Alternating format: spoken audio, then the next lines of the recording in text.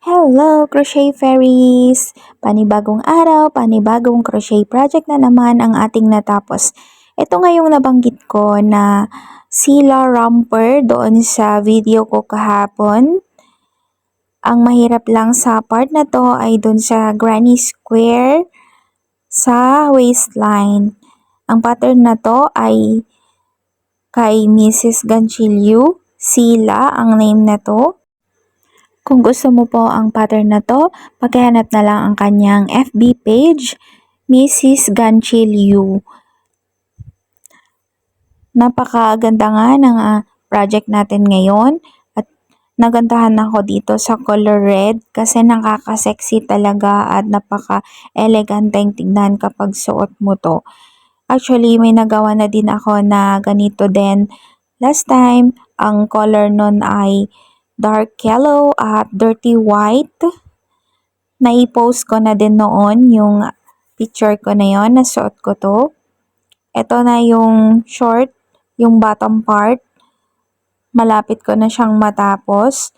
Ang gagawin ko na lang ay yung upper part.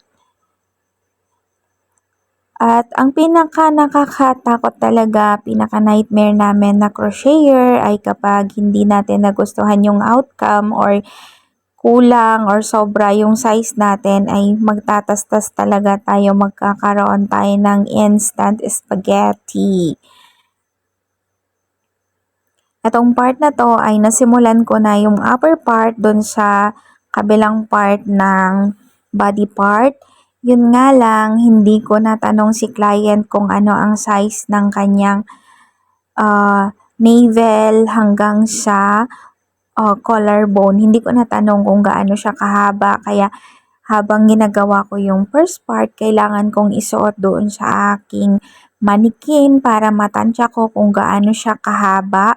At ayan na nga yung natatapos ko, malapit na siya doon sa bust part.